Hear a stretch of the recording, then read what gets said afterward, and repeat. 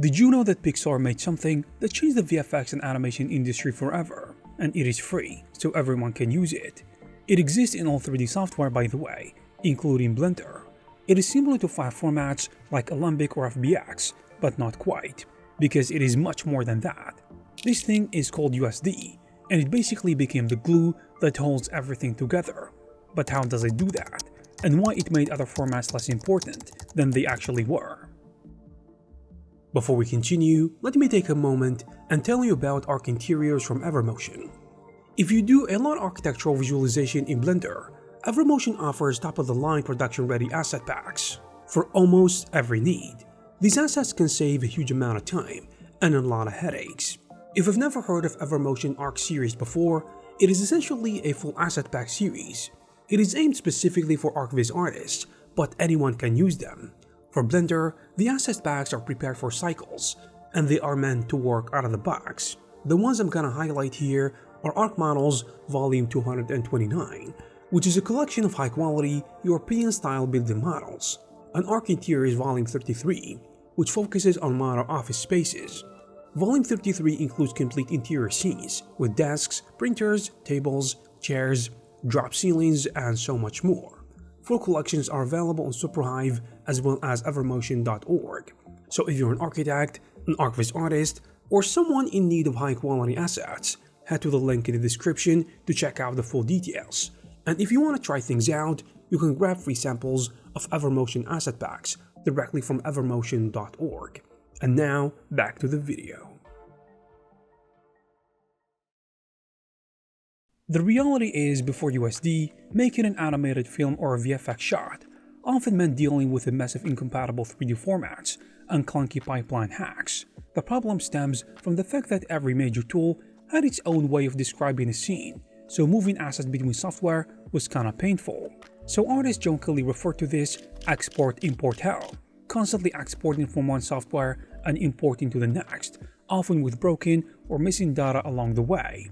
I mean, it was manageable, but in a lot of cases, it was kinda cumbersome, error-prone, and wasted a ton of time.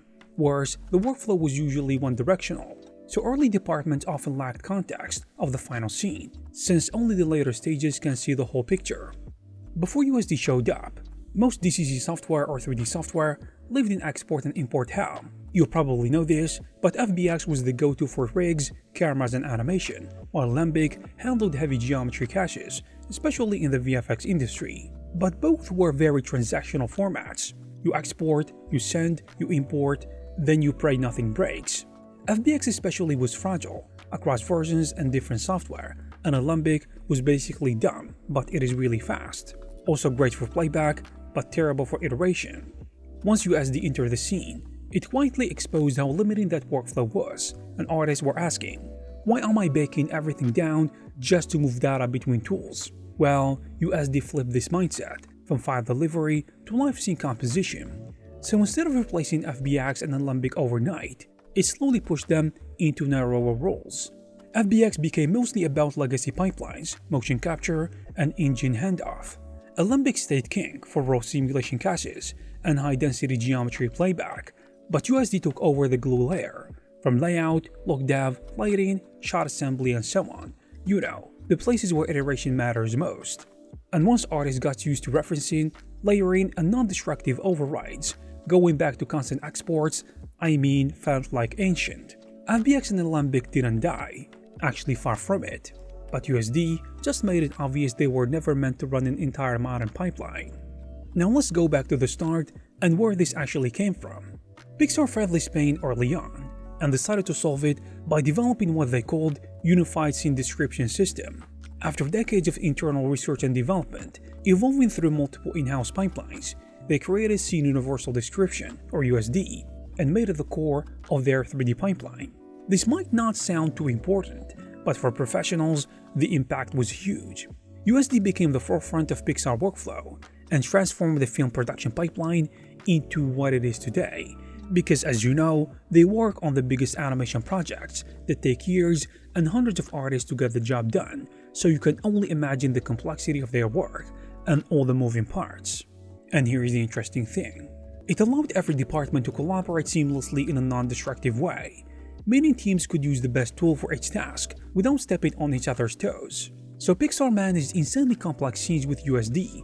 For example, Toy Story 4 surpassed a 4 trillion polygons, a scale made possible by USD Advanced Data Management.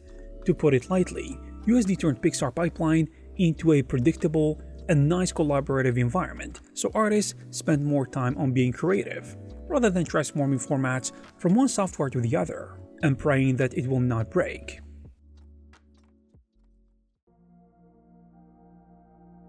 And here is the interesting part that you have to listen to carefully. The reason that USD succeeded is that it is not just another 3D file format. It actually thinks like a studio pipeline. What do I mean by that? Well, instead of being a dumb static file, USD is more like an extensive scene graph language for entire 3D worlds. It supports advanced concepts like composition and layering. Imagine like Photoshop layers, but for 3D, so different artists or departments can stack their changes on the same scene without overriding each other's work. Also, USD can assemble countless pieces including characters, props, sets, animations, lights, etc. into one cohesive scene, and still let you mix, match, or override elements as needed, all in a non-destructive way. In essence, it was built to mirror how a studio actually works on a project, rather than behaving like a single standalone file format. So just like that, USD basically puts an end to the old import and export nightmare, because it provides a common scene presentation understood by different software, so you no longer need to constantly convert files back and forth, which is obvious by now. Instead of exporting say an OBJ or an FBX file from one program and importing it into another for every little change, multiple tools can directly share the same USD data, and they can do this in parallel. And this, as you can imagine, eliminate those tedious one-way handoffs, so the import and export step is gone, and sharing becomes automatic, and people can work natively on the same data without losing anything in the translation.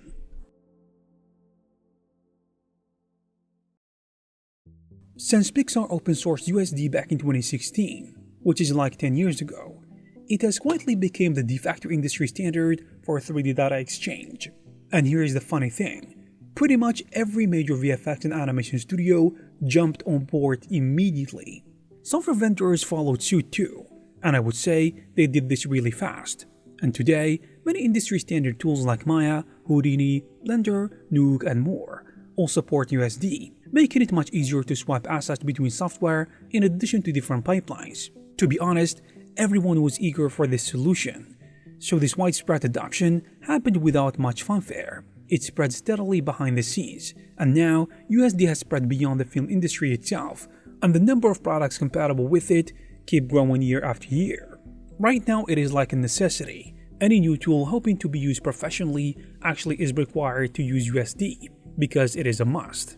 And if you're working in a studio these days, chances are USD is running under the hood of your project, whether you realize it or not. One funny thing about USD is that it is sort of invisible to artists, but it is the glue holding everything together, even though you don't usually touch it directly. You typically don't open a USD file the way you open an OBJ or maybe an FBX. Instead, USD works behind the scenes, connecting different software and departments. For example, a lighting artist can pull the USD scene data authored by the layout and animation teams without any manual import or export, because it just flows through the pipeline. It is like a shared language spoken by all the software, always there in the background, making sure everyone's in sync, but not something you have to manually fiddle with on a day-to-day basis. At the end of the day, USD basically won, because it ticked all the boxes that modern productions demand. It scales to insane scene sizes without breaking a sweat, and Pixar even live demoed a complex Find Dory scene on a laptop to show off USD's impressive scalability in addition to its performance. It was built from the ground up for multi-artist collaboration, allowing many people to work on the same scene, each artist working on their own layer. Plus, it plays nicely with almost all major tools out there, since so many vendors have adopted USD as an interchangeable format, and being open source and free actually made it easier to adapt. And in hindsight, a solution like this was meant to exist. And right now, we cannot actually go back, because it is extremely important. And there you have it, guys. If you like this video, please give it a thumbs up. Also, please subscribe to the channel to receive more videos like this. Thank you very much for watching, and I will see you in the next one.